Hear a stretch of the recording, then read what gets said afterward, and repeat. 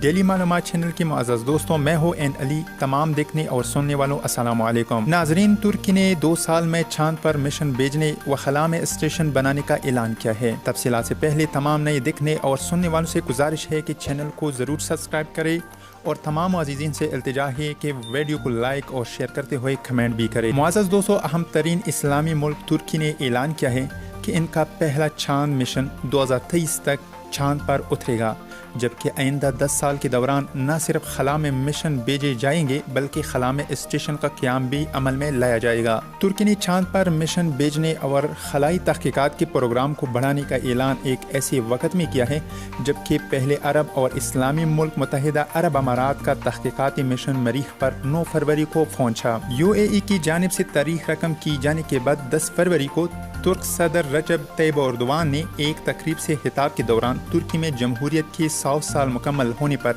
چاند پر قدم رکھنے کا اعلان کیا۔ چاند پر مشن بھیجے جانے اور خلائی اسٹیشن کے قیام سے قبل ہی گزشتہ ماہ ترک صدر رجب طیب ایردوان نے امریکی خلائی ٹیکنالوجی کے ادارے اسپیس ایکس کے سربراہ اور دنیا کے امیر ترین شخص ایلون مسک سے رابطہ بھی کیا تھا اور ان سے راکٹ ٹیکنالوجی سمیت اسپیس ٹیکنالوجی پر تبادلہ خیال کیا تھا۔ ایلون مسک سے رابطے سے قبل ترک حکومت نے 2018 میں خلائی ادارے ترکش اسپیس ایجنسی TUA کی بنیاد رکھی تھی اور اب ترک حکومت نے خلائی تحقیقات میں مزید آگے بڑھنے کا اعلانات کر دیے۔ خبر رساں ادارے کے مطابق رجب طیب ایردوان کا کہنا تھا کہ 2023 میں ترکی میں جمہوریت کے 100 سال مکمل ہونے پر ترکی مشن چاند پر قدم رکھ کر وہاں جھنڈا لہرائے گا۔ رجب طیب ایردوان نے 10 سالہ خلائی پروگرام کا اعلان کرتے ہوئے کہا کہ پہلے مرحلے میں ترکی کا مقصد چاند پر قدم رکھ کر وہاں اپنا جھنڈا گاڑنا ہے۔ ترک صدر کے مطابق دوسرے مرحلے میں عالمی برادری کی توسط سے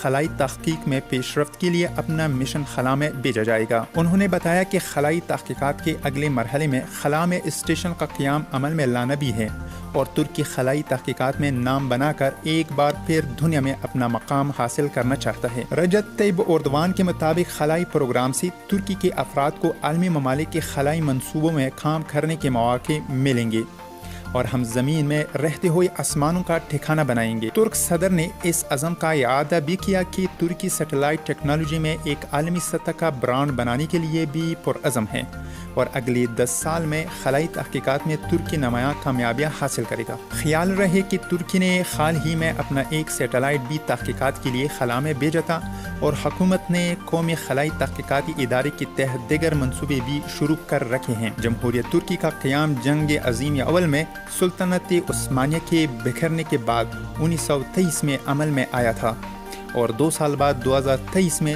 ترکی جمہوریت کے 100 سال مکمل ہونے پر جشن منائے گا۔ جمہوریت کے 100 سال مکمل ہونے پر ترکی چاند پر بھی قدم رکھنے کے لیے پرعزم ہے اور اگر ترکی کا مشن چاند پر پہنچ گیا تو وہ چاند پر اترنے والا پہلا ملک بنے گا۔